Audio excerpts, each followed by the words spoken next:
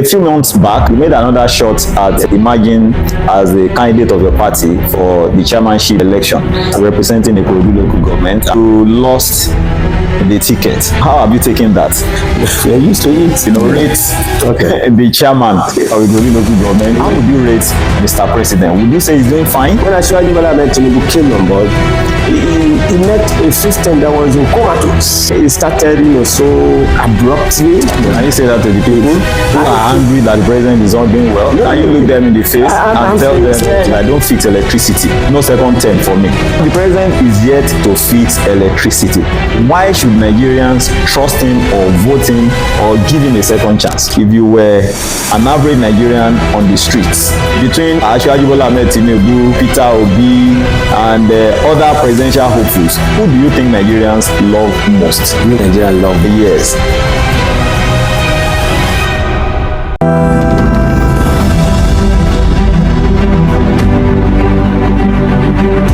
This is Conversations with Peju AKINYEMI. And my guest is no other person than an ambassador.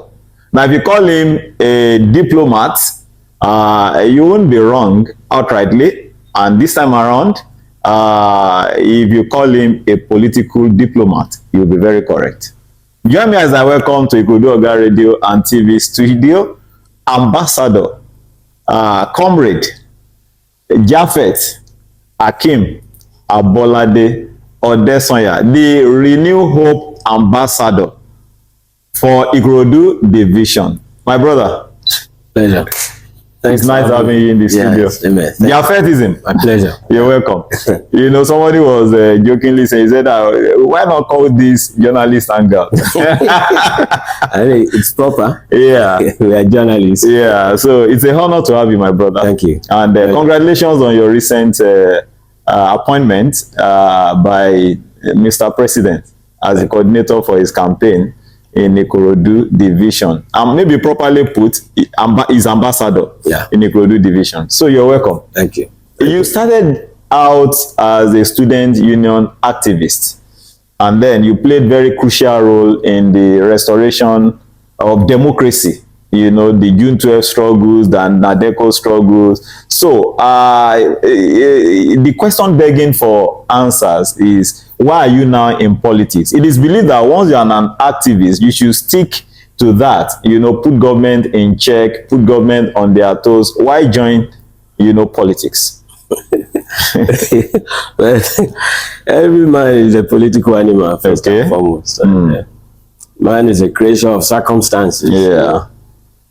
We have found ourselves necessarily in the political arena. One, for obvious reason, the need to check, the military excesses then. Yeah. And having done that, it would not be proper to detach from politics. It is wrong to say because you're an activist. I think we made the mistake earlier, especially during the Nadeko and the AD. Yeah. CD. Campaign for democracy. Yeah, I remember. Yeah. You remember the struggle. Yeah. Then after the struggle, people just left. We abandoned the struggle. Some of us abandoned the struggle for the politicians, which was wrong. The campaign for democracy should have, transformed or metamorphosed into a political party movement, so-called. But we didn't do that. And then what looked like us was the Alliance for Democracy that we needed to. So I am not part of the idea that as an activist you should leave politics. The essence of activism is to ensure change that is fundamental, to bring about development, growth. And if we are not having to fight the military like we did, then you must engage the process, politically. That's why we are in politics today. I'm a member of I started with the Alliance for Democracy. Okay. Which is ACN, and today we are in APC. Okay. And we are making progress. Interesting. So it's good to know. So now that takes me to another very interesting and crucial question. You have attempted to contest for elective offices. I think at the time, House of Assembly, at the time, chairmanship. I think House of Assembly twice, if I'm not mistaken. Councillorship. Okay, councillorship, House of Assembly, then chairmanship twice. So what drives your passion? You know, one would have expected that for somebody who have made several attempts and you've not, you know, been successful at it, you know, considering, you know, the emotion that goes into it, the funding that goes into it, the energy and the likes. By now, why aren't you suffering from burnout? Why did you keep firing on from all cylinders? You are never say never, you know, kind of activist in politics. It's important. So what drives your passion? Consistency. You know, consistency and the urge that we haven't attained where we desire. It's important to be consistent in whatever you do. And I won't say we have failed. For every attempt that I have made politically, I have not failed. You know, it has always been springboard into another layer, you know, of success. And here we are today as an ambassador. It couldn't just have come. It must have come as a result of one's, you know, antecedent, which is, you know, counting. So we're still on it. Okay, so let's now talk about your passion for Ikorodu. You are somebody who seems so passionate about this, your hometown, about Ikorodu. You can go to any extent, to any length for Ikorodu. What is behind this passion? Like I said earlier, we're a creature of circumstance. You know, the environment makes you. I was born here. I'm from here. Both parents from Ikorodu, unapologetically Ikorodu. And I love Ikorodu, you know, so passionately. I don't have any other option anyway. And I have not been, you know, too far from Ikorodu. My primary school, secondary school, Ogun State Polytechnic. After that, that's not too far. That's not too far from university. So I've always been around, hawking around, you know, as a young star, you know, those days, you know, playing football around the streets and all that. So we are attached. I'm extremely attached to my hood, and no regret. Ikorodu is the best place to be. Really? Yes, in terms of not the US. No. I have not been to US. That's what I know, you know.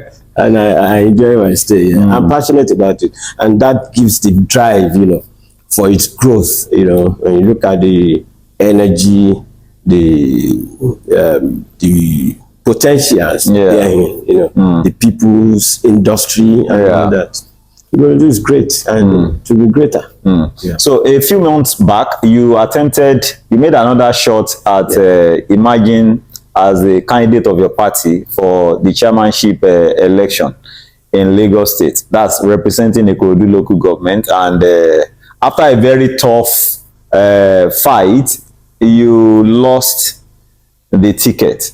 So how have you taken that as a politician? We're used to it. You know? In politics, you win some, you gain some. And I'm of the belief that you never even really lose. You know, just like I said earlier, it wasn't a loss. It was a contest. You know. And at the end of the day, the party felt, no, let it go this way. And if you are a good sportsman, you know, you will agree that it's about party supremacy. You can't do yours in isolation. So we agreed with that. We are moving forward. I joined the train. My brother, you know, the person who happens to be the candidate at the end of it, happens to be a brother too. Joined the train. He won. We have celebrated that. I was even at one of his programs recently, and he's doing fine as chairman of Ikorodu local government. So because you actually took that off my mouth, I wanted to ask you to rate the chairman of Ikorodu local government, Prince Ladega. Ladega. He's making impact. Young man, I've seen some creative, display, especially in the way he has touched the local government secretariat environment.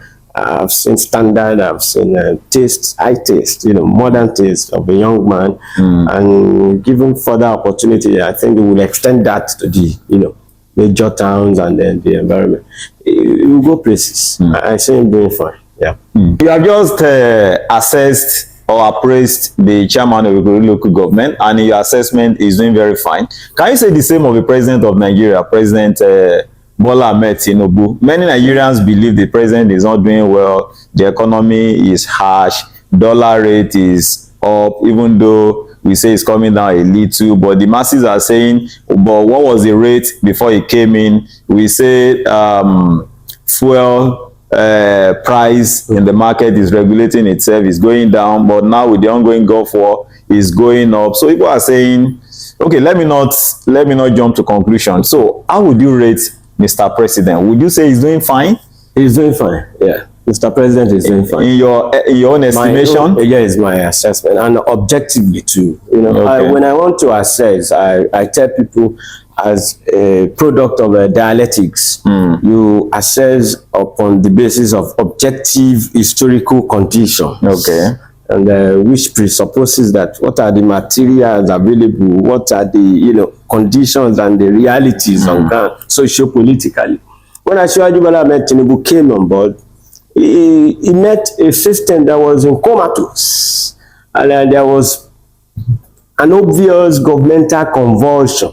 Really? From previous administration. It was totally a display of governmental convulsion. So he needed to come up with surgery, and it started, so abruptly. People felt there could have been more clinical approach, especially the manner in which he removed the fuel subsidy and all that. But the man had felt, no, we are not coming to continue with the cosmetic approach to governance. You can't do that, borrowing, printing money and all that. As a manager, he had seen that, and he knew he was to overhaul. So all those ones would lead to some excruciating effects, which we are witnessing. But beyond that, he is laying a very solid foundation, for future. So Asiwaju represents the future of Nigeria. But the danger of democracy is when people are ignorant. Socrates said it. Democracy becomes, vulnerable when the actors or participants themselves lack basic information. I think that's where we're getting it. So, and whose fault? Whose fault? Yes, it's the system. It's the system. When you say the system now, do you mean the government? I mean the government. Yes, Okay. there should be more education, political education. And I make reference always to Babangida era, MAMSA. And I have been telling, present administration to and energize NOAA, National Orientation Agency. When you wake up, you must think Nigeria, what are we doing? How are we moving forward? What are the challenges? What have we done with this? What is the next step?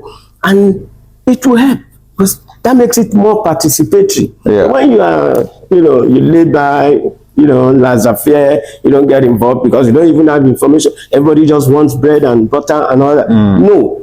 We are facing the present challenge because tomorrow is brighter, and I see it. As an ambassador of the renewed hope, I knew, we're going to get to this stage, and I am very optimistic that there is hope, and the hope is rekindled, the hope is renewed genuinely.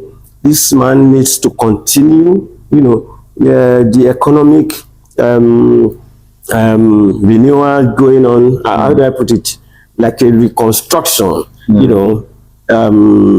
political reconstruction itself, the polity, state police coming, foreign exchange unification, forex and what have you, foreign, the foreign reserves, rising up beyond what you have had in the past 13 years. People need to know about this and why we are in this current situation. Tomorrow now, you hear the fuel is 1,000, blah, blah, blah. Why the sudden rise? A lot of people don't even know it's because of the war in Iran. The Middle East is engulfed already. So they will just say it's Asiwaju, but that is government. You must take all responsibility. So I think we must give him chance, to continue with the good work he has started. Can you say that to the people who are angry that the president is not doing well? Can you look them in the face and tell them? Yeah, I'm saying with all sincerity to let us give Asiwaju, a chance, he's laying a solid foundation. I know Yoruba will say, Titariro, Laman Kola, Tobaja Adoge. After surgery, you feel some pain, but after you're not the one. You get better. Okay. So some publications were flying in the media a while ago, about a particular statement credited to the president when he was campaigning for his first term, and said, if I don't fix electricity, no second term for me.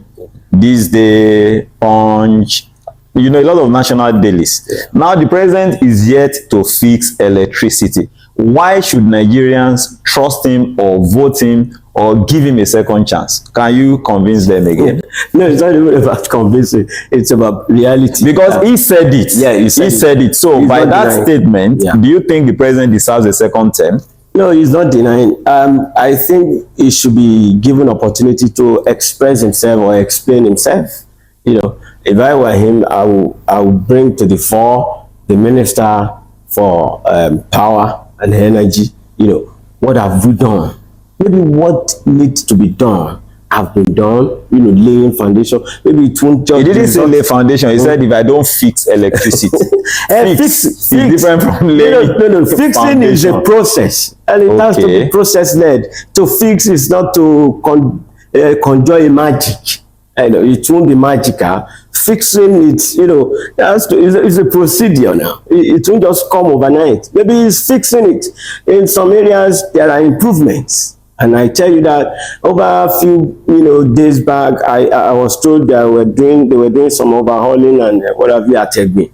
You know, so it went bad, but in the last 3-4 days now, it has improved. You know? So you will experience that, but I think what is more important is information management. Okay. You know, engaging the people. This is what we are doing. This is why we are having this challenge.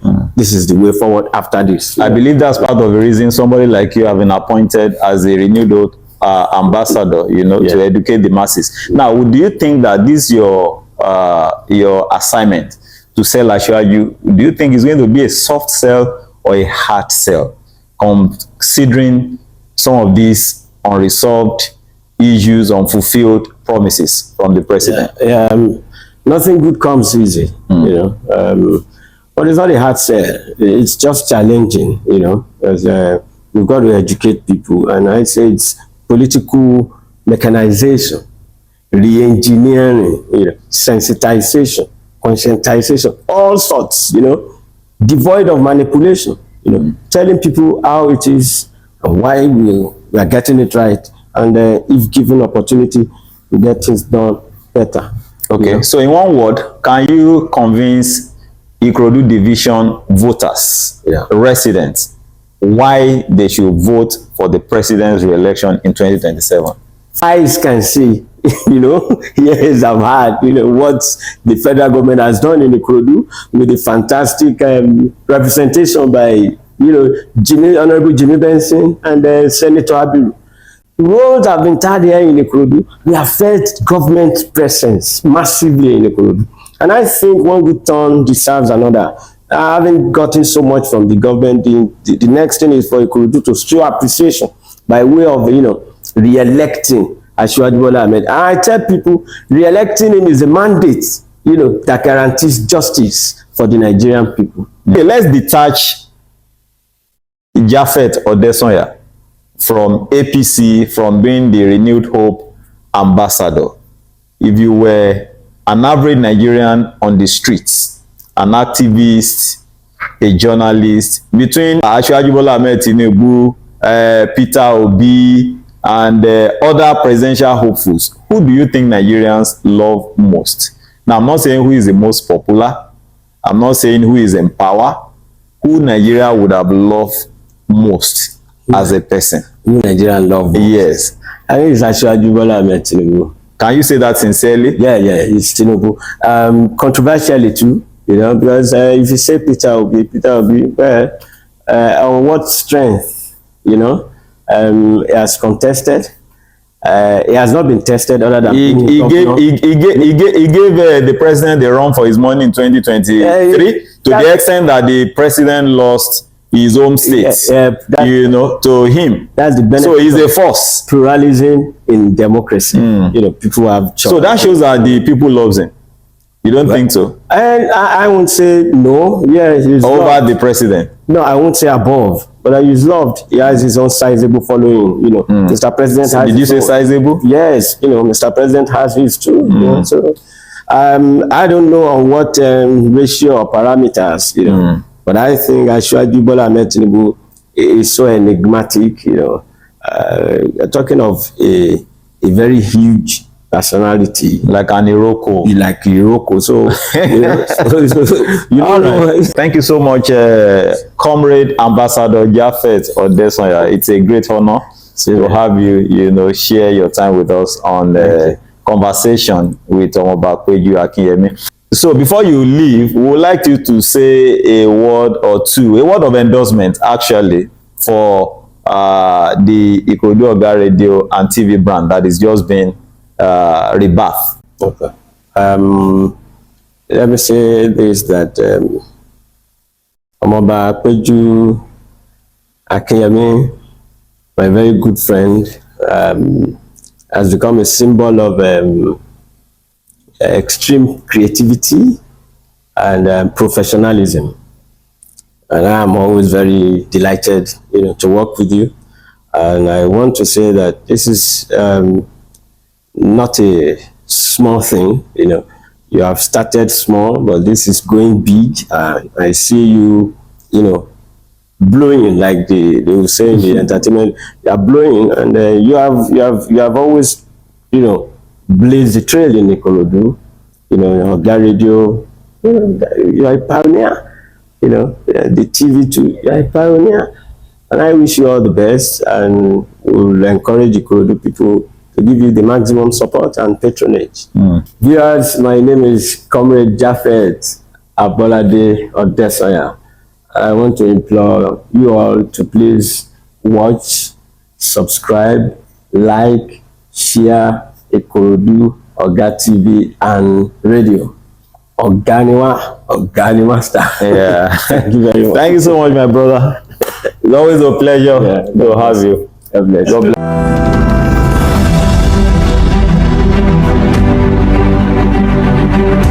This is Conversations with Peju AKINYEMI.